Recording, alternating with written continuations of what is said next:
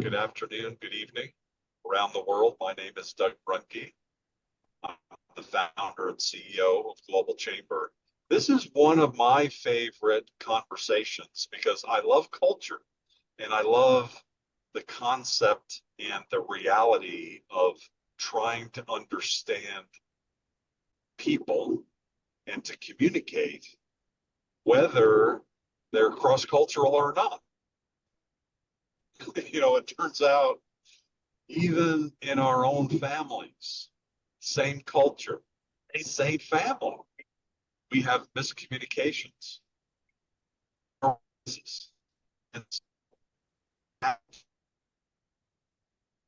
speaking with people that are not in our family, that are not in our company, that are not in our state or province, not in our country, not in our culture, have multiple cultures, and we need to still try to understand, to be able to be understood. And so Rhonda Bowen is here to sort through a lot of that. And I welcome everyone here who's in the room to ask questions, to share your comments and share your thoughts about how can we communicate better? How can we have more influence? How can we lead? How can we have more impact every day in our lives, in our work, across cultures or otherwise? And so Rhonda is a cross-cultural expert. She's also an expert on AI, and she's also an expert on stone sculptures and multiple things.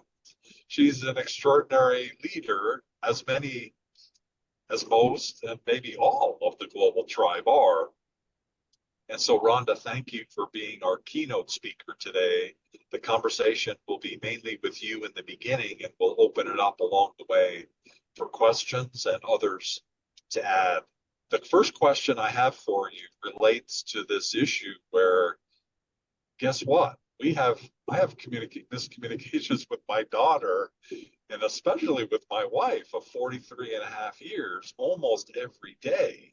And here at work and whatever we're doing, we're expected to do much more with people that are much different. And so I'm wondering if we could start this cross-cultural conversation with the question about within the culture, what should we be thinking about in terms of how we communicate within a culture? The United States, I've heard, has 14 different cultures. I'm German, Polish, American, and I feel like I have some understanding culture through my parents who were in Germany and my cousin who I interact with regularly. But what is German culture, and isn't there so many unique, different cuts of that? And so let's start this cross-cultural conversation with maybe some thoughts about what is it like to communicate within a culture, and what are some of the things we should be thinking about as we understand a culture, and then think that we understand a culture as we communicate. Well, thank you so much, Doug, for taking the time today, especially since you're driving. That's a culture of its own. Being on a highway is also part of a culture. And really appreciate the opportunity to get into a wonderful co-creative environment here today. And please, all of you who are here, this is not just a dialogue between Doug and me. This is definitely something that I believe in very strongly, which is we co-create cultures also by the things we're doing. And in this room, we're having the opportunity to do that today. Also, for those of you who are watching the recording, please feel free to get in touch later and tell us what you think. But I've been fortunate in my professional life to have worked with people in the same room from more than 70 different national cultures. So 70 different countries. And the important thing about that is anytime you go anywhere, and whether it's someone in your family, as Doug just mentioned, or whether it's someone who comes from the other side of the world, I think the most important thing is that we all learn by various books that are on the market and videos you can watch and all kinds of things. that everybody says, well, this culture does this thing this way, and this culture does it a different way, and therefore that's why there's all the miscommunication. That's part of what happens, but as Doug said, you can have that same problem with people you know extremely well, and you should think there wouldn't be any more miscommunication. So where is that coming from? That's probably coming from a number of things, but one of those important things is that we're always looking for what are the differences instead of looking at where are the similarities. When I travel to Asia, and it's always the big joke because I'm often, if there are only women in the room, I'm often the tallest one, and I'm usually the only one with blue eyes. And so I sort of stick out like a sore thumb, as we say in English.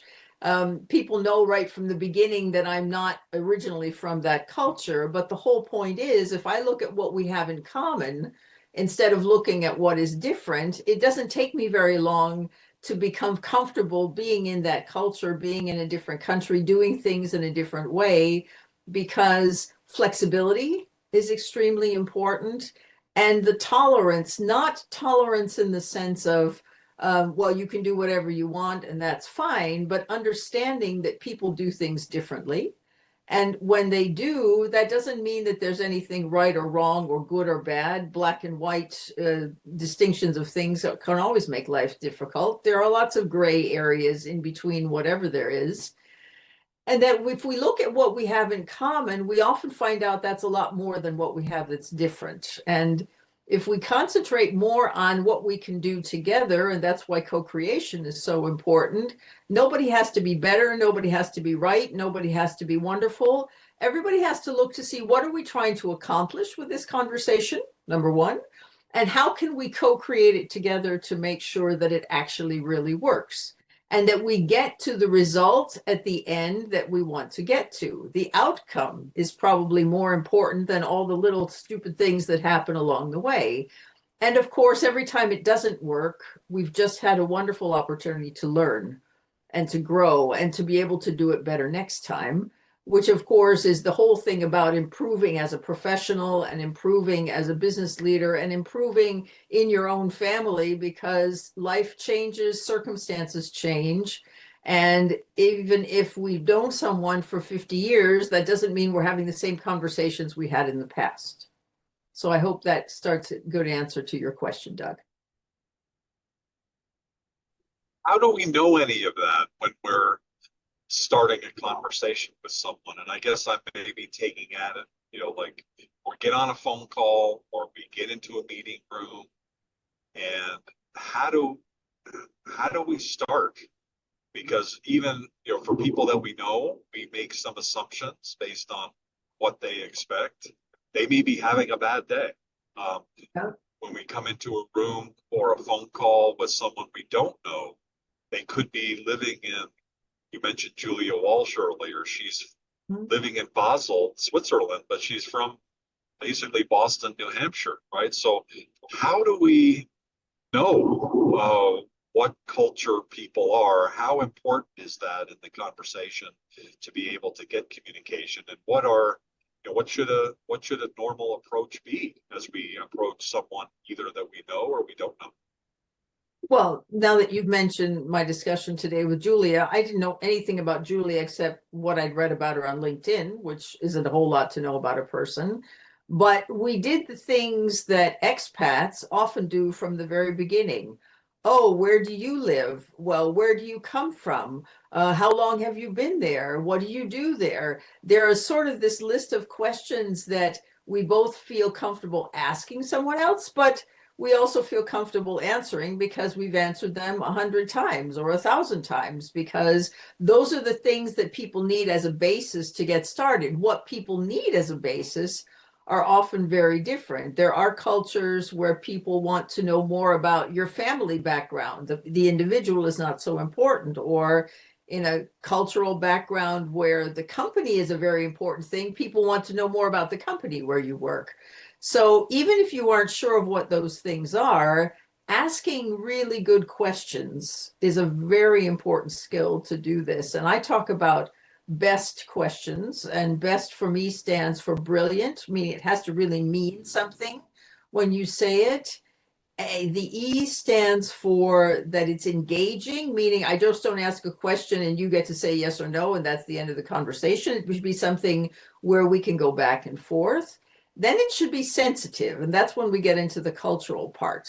How much do I know about what's happening, and how much can I make sure if I see that someone's face doesn't look the way it normally does, I should be sensitive enough to know that maybe there are certain things that shouldn't be discussed now, or that the question should be phrased a little more carefully.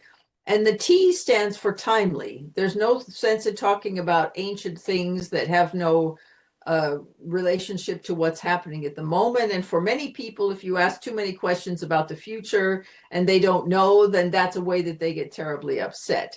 So if you think about brilliant, engaging, sensitive, and timely, they maybe will help you, give you some good ideas about what kind of questions you can ask to get started. Great thoughts there. Great tips and techniques. You're listening to the Global Chamber conversation about culture. This is an event that we do usually on the first Thursday of every month. I apologize that I'm driving across the desert and having a little bit of a challenge to be able to see any of you if you raise your hand, so I may not be able to help there. Hopefully Sophie is in the room and can help and direct if you ask a question or have a comment, or otherwise I encourage you to unmute yourself with a question and just interject at the appropriate time. So Rhonda, thank you for bringing that to our attention.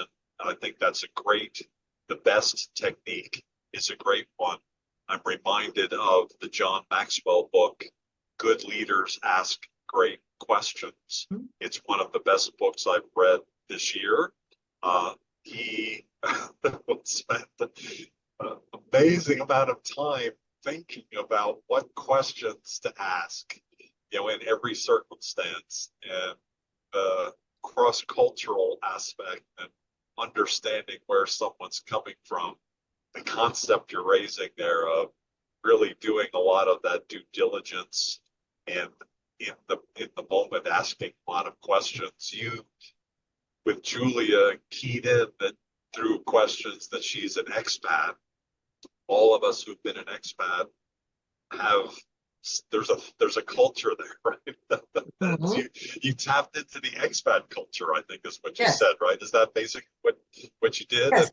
So now you've made a connection that allows the platform to be built. Well, not only that, but we do have so much important support now to do things. We have things like LinkedIn or websites of people's companies or whatever we can find online. So we don't go in probably totally oblivious to what's going on. I've been sent to all kinds of places in the world where I get a list of 12 participants for a 3-day seminar, and I can see their name and I can see their role in the company. I can see what country they come from, and that's all I know before I go. And before the days when I got those things in advance, I sometimes went into the room and had no idea who was going to be in the room.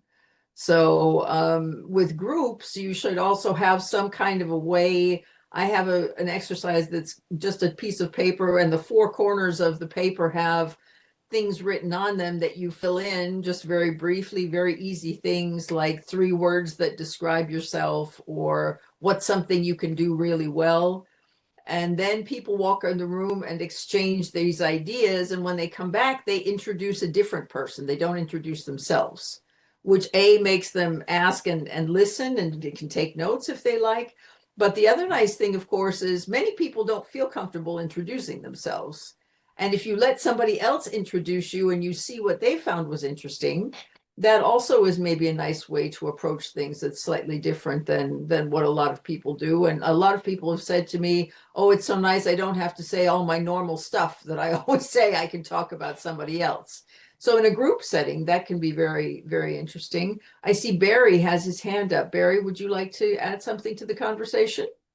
Yeah, thanks. Can you hear me okay? Because I'm Yes, very also well. Thank you. at the gym walking around, so I'm not going Okay. to see you.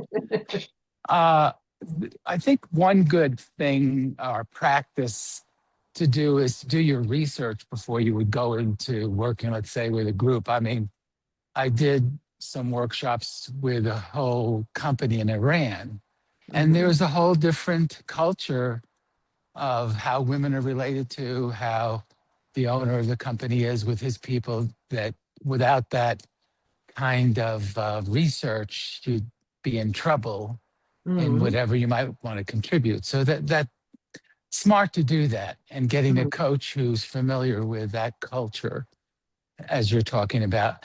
There's another aspect that almost is never looked at, and some of you are not going to agree with what I say, which is okay.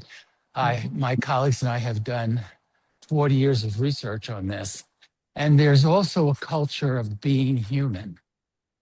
And that culture, when you start to examine how people behave and what drives their behavior, and what are the contexts that may be in the background, it's kind of like with Tesla, they have something called a shadow mode that's running in the background of their cars, and you and I don't know it, is the drive to be right and make others wrong, to dominate, avoid any domination, and justify it and validate others. I see that when you listen to that, it sounds very negative. But if you really examine how people behave, all of that has to do with looking good. I mean, if you see our current administration and the cabinet meeting, people are not saying anything to the head chief that isn't going to look good in front of everybody else. Even though every one of those people know what's going on. Now, that's my political thing. You don't have to get into politics here. My point is that we're driven to look good. You won't get up, say it really is in a meeting, everybody is talking that way. To confront, I dealt with it many times. So there's that aspect of the culture of being human there, much we're belong to. But you brought up that's great, Barry, and you brought up something really important that mirrors what I said before. Yeah. We should be looking for the similarities and not the differences. As you said, we're all human.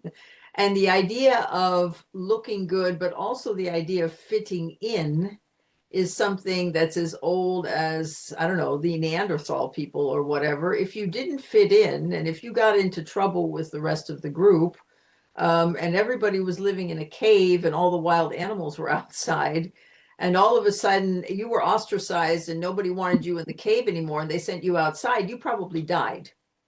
This is very, very deeply ingrained into who we are. This is part of our limbic system. This is part of our survival system. This is also part of why we interact in certain ways from our subconscious that we don't even understand.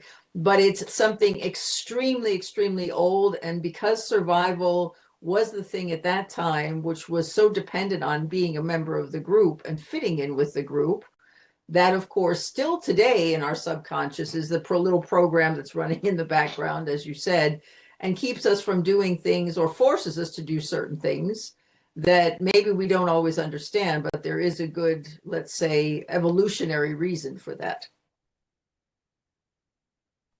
Yeah, that I could also be fun, but good, but that trying to You're hard for us to understand, Barry. You're breaking up a little bit. Yeah, it's the damn gym.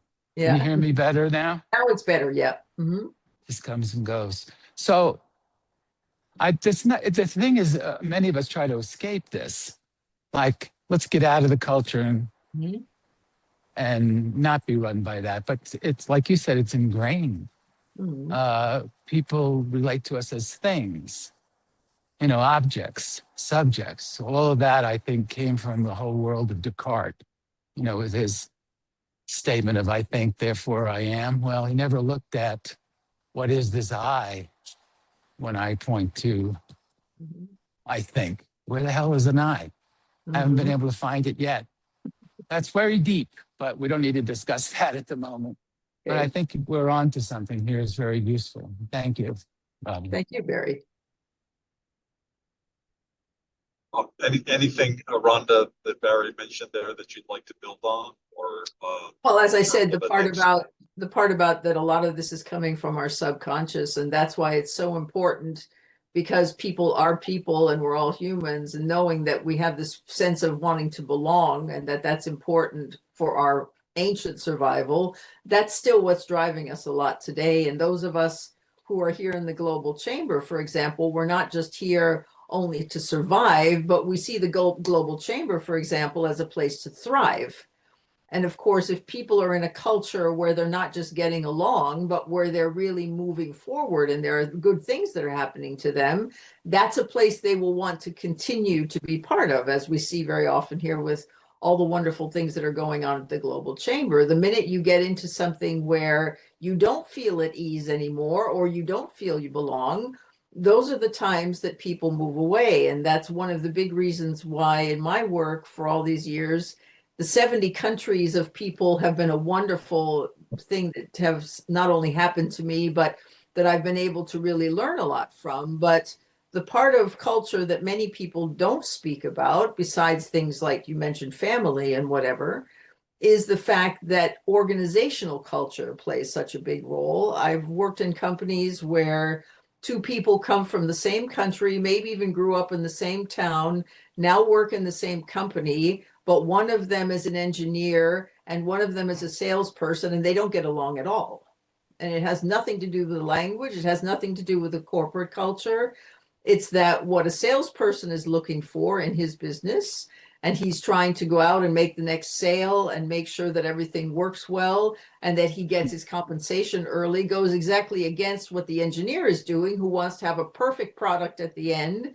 And when the salesman says to the customer, we can send you this in 6 months, and the engineer says, we don't even get the parts for 9 months, there's no way we can send this in 6 months. Those kinds of conflicts come up, and they have nothing to do with the culture of the person, as I said, where they grew up or what language they speak. It has to do with what their goals are within their organizational part of the culture. And I speak very often when people say, oh, we need to get through the glass ceiling, we need to get up to the next level, whatever that is.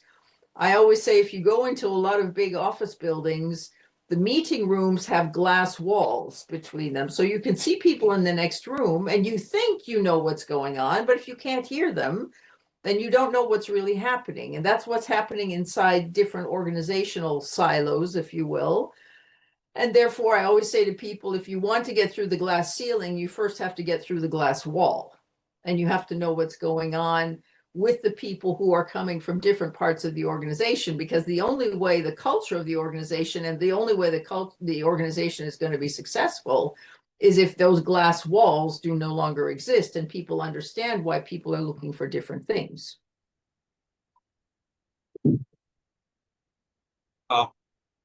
Your points, I think, are really excellent at weaving in the organizational aspect, and maybe that is a bridge to an area that Basile knows very well, the networking and connecting, and it made me think of, really, at the end of the day, at Global Chamber, we're all trying to make progress in some way.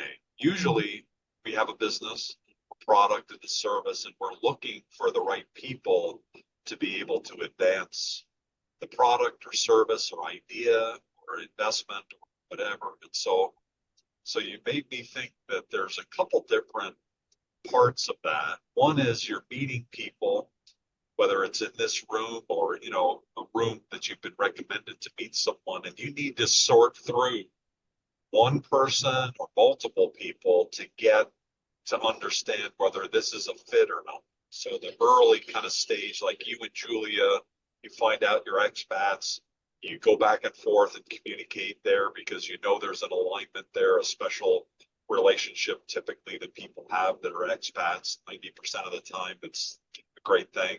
And then you build from there. And you're building to determine whether there's something here. How can I help this person? How can they help me? Is there another person we should be connecting each other with, etc.? You're not doing a deal there. You're doing scouting. Then the other piece of it is, if you're with Julia, you have a second, third meeting, and you actually have a deal that you've progressed where you're now doing some sort of a partnership or some sort of some commerce. That's a whole different area. So I'm wondering if you could address the area of the first one, the sorting through the early stages. How do you go through the organization, where they're from, the early questioning that you have? I know something that's very important to you that I believe is curiosity. And curiosity creates questions. It hopefully doesn't have preset assumptions on certain things, like this person's German, so they're going to act this way, or they're American and they're going to act this way. That's kind of dangerous. So I'm wondering how those early stages, whether it's networking like Basile knows, or it's an early stage meeting, what are some of the things that people should be thinking about as they jump in? Well, the first thing, the curiosity thing is so important, because if you're going to ask questions, what is the thing that people love to talk about most themselves? Why? Because it's what they know the most about. So it's very easy if you ask me questions about who I am and what I do and what I work on and whatever. Those are easy questions for me to answer. If you're asking me questions about factual things or about, I don't know, Barry was saying before about political things or whatever, there's often a place where you feel that conflict could come up. But people talking about themselves and what they do and what they like and what's interesting for them is a place to start from, because it's something that most people enjoy talking about, and they don't feel nervous and they don't have to figure out what the answer is. So that makes it much, much easier. I think another important thing, though, about that is if you're trying to find out something, and it doesn't matter what it is. For years, I trained more than 750 people in a global chemical company how to negotiate to get their products approved by national and regional governments all over the world. And we had a thing that's called the PIN triangle, and it's two triangles that overlap. And PIN stands for positions, interests, and needs. And in negotiation terms, needs are the things that you can't negotiate at all. Each side needs certain things, and if you're lucky, there are common needs, but not necessarily. Positions are something you can't negotiate, because a position is what you start with, and everybody comes with their own things to the table. Where you have to come together to see what it is the important one, and the only one that can really be negotiated is what people are interested in. And if you're lucky, the two triangles overlap a lot in the middle, so there's a huge shared interest section that comes up. If that's not the case, you should be asking the questions to increase the size of that part of the triangle. But the most important thing about that is if somebody is interested in something, they're also maybe willing to give in a little bit. If I'm getting something I'm interested in, I can also be helping you get something you're interested in. And when you start a conversation, the more you know about what people are interested in, the easier it is to see how you're going to go on to the next conversations. Was this, we have nothing in common, so there's no sense in having a second conversation? Is it, oh, well, you're interested in this, but you're not really the right spokesperson for this thing in your company, so I have to go and now speak to someone else? If you focus on interests, you get very far very easily. Is there a certain mindset, a success mindset you go into when you're starting a conversation with someone new, or in a room where there are multiple people? And maybe that's a whole separate question, but how do you walk in? What's the philosophy? I think that has a lot to do with each person individually. I personally, my philosophy is, even when I'm leading a group of people, like in a seminar or something, I stick with Nelson Mandela's father, who was a chief of his tribe where he lived, and also took Nelson with him when there were meetings of the elders or the council or whatever, however it was referred to. And he was the person who always entered the room last, according to stories at least. Everybody else was sitting down. They were at a round table, and the question or the topic for the day was brought up, and he made sure he listened to everybody else in the room before he gave his ideas or his opinion. And for me personally, because that's my standpoint in life, I learn more from listening to other people than I do from telling all the things that I want to tell. And because I believe so much in co-creation, my personal philosophy is when I walk into a room and there are 10 or 12 people and we're here to discuss whatever the topic is, I like to know as much as I can from other people first, and then I feel comfortable adding what it is that no one else has had the chance or knows about and would like to add. But in the end, I'm the person who always tries to see how do we make the synergy of all of those different things that have come up. And so that's my personal philosophy. I think many people have different ways of approaching things. It has a lot to do with your personality. It has a lot to do with your role in that room. Are you the leader in the room? Are you a participant in the room? Are you a guest and you don't even really know what's going on? There can be lots of different roles that we play. That also plays a role. And of course, your social status, depending on what part of the world you're in. Barry was mentioning before about being in cultures where men and women are treated very differently. There are other cultures where there are differences that come up with other things that happen. And of course, the more you know about that, if you're in a new culture, the better it is. But if not, being able to, as people often say, read the room is so important. And of course, doing that online when many people don't have their cameras on and we can't see faces or we can't see how people are reacting to things, it makes it a little more challenging. But in the end, the important thing is to know when you go into the room, how do you feel comfortable? And then find a way to make that work with the rest of the interaction.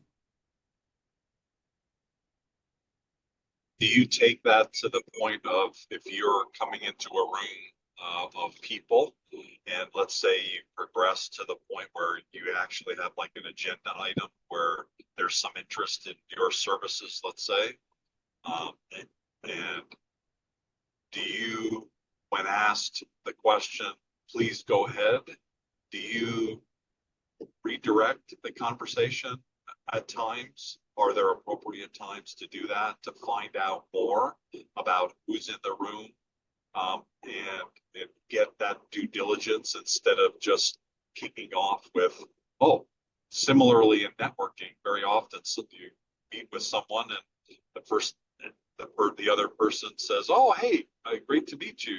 Tell me who you are and what you do. Do you resist that question and redirect it to be able to ask them more? Well, I usually put in something very, very short about my name and what I do. And then the thing I often ask at the end of that very little mini thing is, does that mean anything to you? Or is that something you have a connection to? Or should we talk more about what you're doing? Because if there's no connection, there's no sense in pushing on and on and on about what I do. If I've been to many places in my life where I go with someone else and the entire thing is about a subject that I'm not really part of. And if I say that I work globally, the place where I live here, nobody understands how I work. So when I go to local meetings, I never talk about what I do.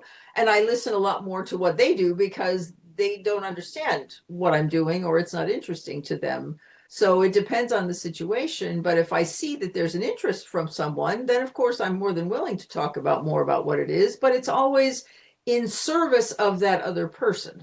It's not about me being the Miss Wonderful whoever. It's about what are the synergies that are there and how can we be benefiting each other. Got it.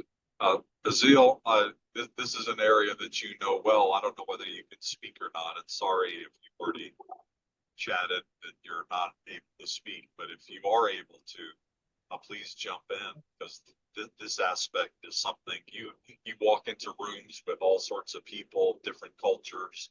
They look a certain way, but you don't know, right? You don't want to make assumptions, and you have some techniques to be able to do that. So thank you for being part of Global Chamber, and thank you in other meetings and sharing that. If you're able to today, great. If not, no worries. Sure. Oh, cool. I can. Great. This is what Any reactions to what you're hearing here today regarding that topic? Yeah, definitely. Very good point has been brought up from different people here.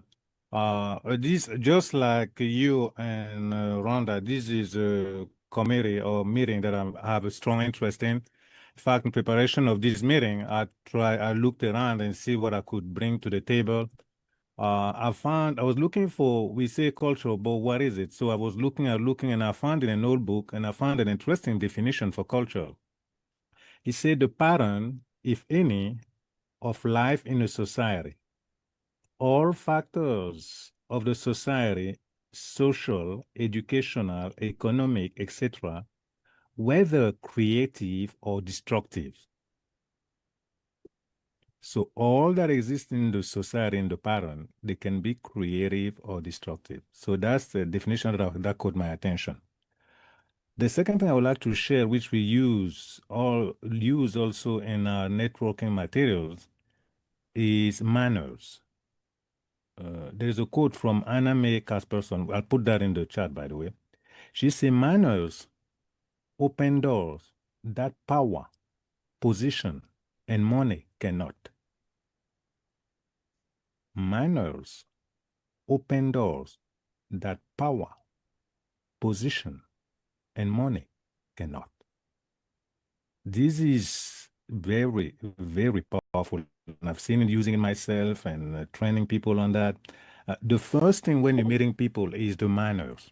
So, like somebody mentioned, you want to know what is considered. Somebody talked about using a coach, rightly so. What is considered good manners or bad manners in that culture?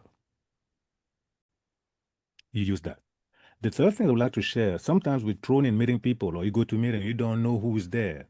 And that's where the mindset becomes very important. And the key to mindset, the way we teach it or discuss it, is being interested in the person.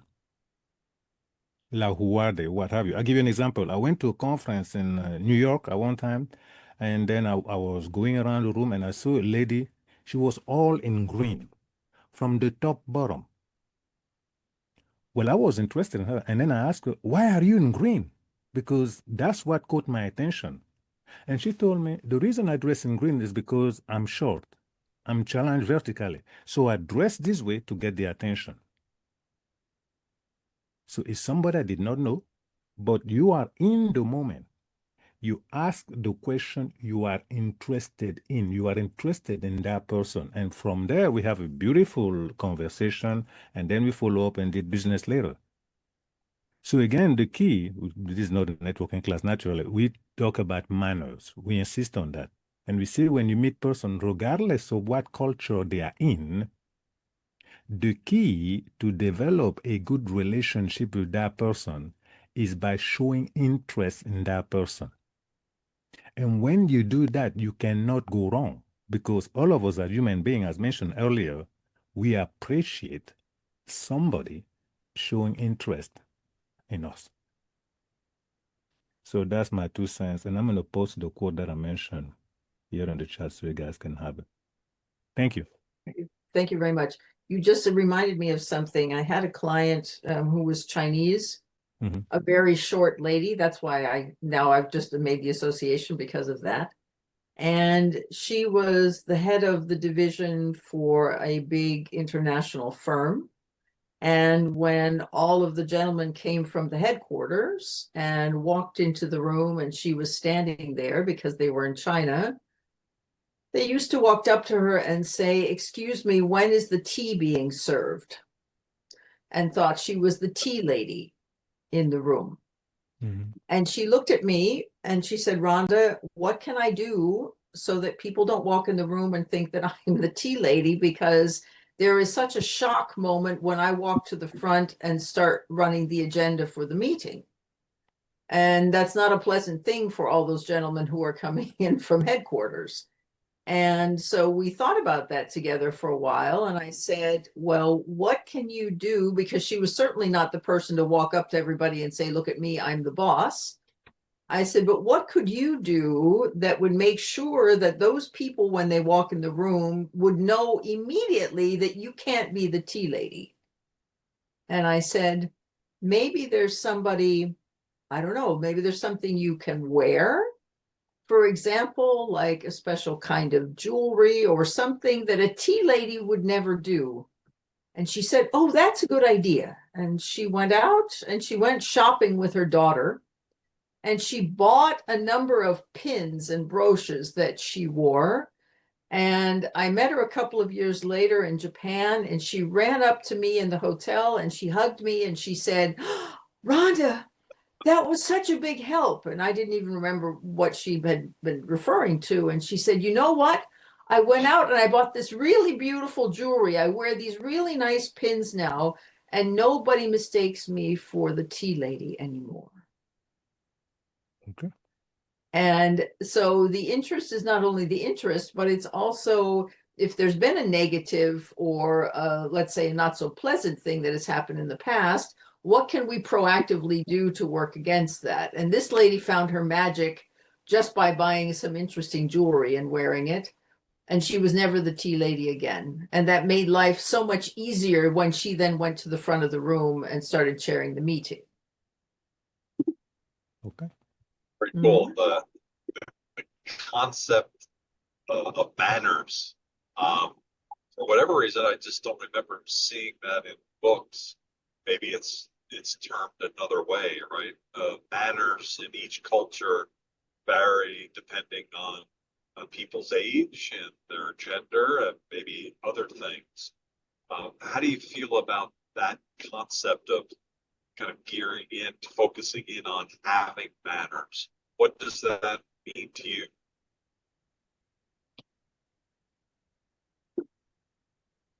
Are you asking me, Doug? I say manners create Oh, acceptance. I was, but that's cool. Yeah. All right. Either way. Well, I'm I sorry, just go say ahead. I just say manners create acceptance in all cultures. People accept people with good manners and they reject people with bad manners. So that's really Yeah. before you even talk about whatever you want to talk about, you want to ensure that you have good manners. Because if you don't, Okay. then Manners. yeah. So I just broke up a bad manner there. I interrupted you. I'm No, it's sorry. okay, not a problem. What I But was. because this is how the game is played out. If you show bad manners, they go mentally. They can sit there and smile, but they already made the decision. They are not going to move forward with you. They are not going to follow up with you. You can call them all you want. They made a decision. Whereas if you come with good manners, you open the doors. They are willing to sit and listen to what you're all about or what you have to say. So first and foremost, the manners is really the knocking on the door. If it's good, then they open the door. If it's bad, mentally, they will never open the door. That's just my take on it. Let me just add to that, depending on where you are, things that you feel are good manners in your own culture, wherever you feel comfortable, may not be good manners in the culture where the people are that you're interacting with. And the idea of getting your research done before you go is a very important thing. I mean, very simple things like how people eat soup in different countries. If you're at a dinner and you're in a country where eating soup should be something very quiet, and the other culture is one where when you eat soup you make noise. Most people in the culture I grew up in, I would have been killed if I had slurped my soup and made noise. But in other cultures, that shows appreciation for the person who cooked the soup. And so if you're not sure what manners are and you go, sometimes you do those things inadvertently. You do things that are not considered good or bad manners, but you don't know that if you're not familiar with the rest of the situation. So that's a very important thing to put on top of that as well. You have to know, have a feeling for what good manners could be, especially if it's in a separate culture to your own. Do you ever stray on manners where, like, particularly being a woman, where you are talking to someone in a culture different from one your base culture, and they have a view of what manners are for women that you disagree with? Is there Oh, a yes. way of approaching that? Oh, I've been doing that my whole life. So when I first moved to Germany, I was very young and people didn't expect that I spoke German well, but I did. And then I would say something and they would find that as very impudent or very aggressive or very whatever. And at the beginning, it was easy because it was like, oh, yeah, she's the American, or she doesn't know any better, or whatever. When I do things now where people could still say that, but they can't say that I don't understand or I don't know any better because I've been here since 1983, I still walk up to people and say, as Barry said a moment ago, I'm going to say this and you may not agree with me, but, and you go ahead and say it anyway. Or if I'm in a country where sitting on the floor is very common, I don't do well sitting on the floor. And I explain to people ahead of time, I don't mind sitting on the floor because if that's what's appropriate for what we're doing here, but I would ask you to help me get up again because I'm not used to sitting on the floor, for example. And so you have to make sure that you keep enough of who you are and what's going on with you on the one hand, but on the other hand, you have to be respectful. And going back to manners, I think is a huge matter of respect. I'm willing to sit on the floor if somebody helps me stand up afterwards. Thank you for today and the fresh information that you've shared. We've reached the end of the program. We like to typically finish up around 55, so we've got a minute or two at the most left. Do you have some closing comments that you'd like to make? What would you like to leave us with? Well, first of all, I've just put in the chat 3 things that could help you. If you'd like to have a discussion about what's going on in your world, I've put in a calendar link. I've put in my link tree that talks about the various things that I'm working on at the moment, and my email address if you just prefer to reach out by email. My LinkedIn and everything is inside my link tree. And the other thing I'd like to mention is that the world is changing very quickly. And the fact that we are doing things in ways that we haven't done them before, a lot of that changed when the pandemic started and we all started moving online. A lot of that now is changing because of what's happening with artificial intelligence. And a lot of people are feeling confused about what is the right thing to be doing. And as I'm also working very hard in the artificial intelligence field, I'd love to just have the opportunity, if you would like to, make sure you reach out to me and we can have an email discussion or a call if you prefer. If you're confused, this is a time when clarity is becoming more and more important. And if I could help you co-create that clarity that you're looking for, I would love to do that. And if there's anybody you're working with from another country and you'd like to get some insights, if I've ever worked with anybody there or how I could help you manage whatever you're working on at the moment, I'd be more than willing to help. Really appreciate your time today that you came and were so intently listening to what we were talking all about, and look forward to seeing you at another Global Chamber meeting coming up. And thank you again, Doug, for keeping your car on the road and doing all of this at the same time. Congratulations. So far, so good. Thank you very much. Does anybody have a burning issue, an event that's coming up, extraordinary need that you have that you'd like to share that you haven't shared already?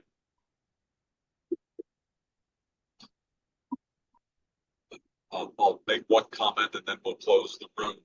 If there is, please interrupt right after I mention this, that I know in a few hours we have a conversation, beyond borders conversation between Japan, Spain, and the United States. We're going to be having in 2026 a series of these. We've had some already this year and they've worked out really well, where we're talking about business across at least 3 regions. And so I encourage you to join, to learn. Yuka Nakasone is the bridge between Japan and Spain. She's our executive director at 4 chapters in Spain, and she's from Japan originally. It'll be around midnight her time. So it's a late one. And then I think a couple hours after the meeting, she's on a plane maybe to Japan, but somewhere international. So she's gone above and beyond the call to be able to be one of the 4 main speakers in the program. We've got Brian Swartz speaking about the Japanese investment outside Japan. He's based in Southern California, and then we have 2 speakers in Japan talking about the market there. Thanks everybody for your time today. I have indeed kept my car on the road and been able to battle the sun in my eyes as it rises up above the horizon here on the desert in Arizona. Take care, everybody. Have a great rest of your day. We'll see you again soon. Thank you so much. Rhonda. Thank you, everyone. Thank you. Bye. Bye-bye. Thank you, Bazil. Always a pleasure. Thank you, Sophie. You're welcome, Doug. Thank you, Doug.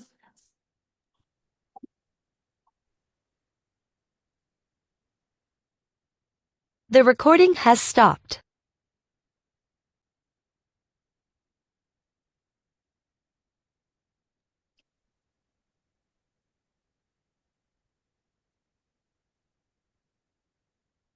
Hi, Jennifer. Hi, Rhonda. Hello. Something I can help you with? Oh, yeah, no, I just wanted to connect and just, yeah, I've actually been following some of your stuff for a while, so I'm part of the chamber now here out of Northern Ireland, but also with some of the other work that we're doing. So I'm very interested, and I think there's a lot of alignment in many of the things. So yeah, I don't know if you're happy to just talk here. If you, I Yes, don't of know if course you we can can talk do here that. because Is that okay? they've stopped their recording unless Sophie says we Okay. need the room or something. If not, I can send you an invitation to my room and we Okay. can join. Would you rather come into my room, Sophie? Do we need this? We using this room or should we get off and go somewhere else? I don't know if she's still on the call or not. Sarah, are you still on the call? Wait a minute. Let me put my Zoom room in the chat. And then we'll be able to jump over into my room. How do you think about that? Yes, that's lovely. Okay, let me just pull up my Zoom link. And we'll do Zoom room hopping. What do you think about that? Zoom room hopping. Yeah.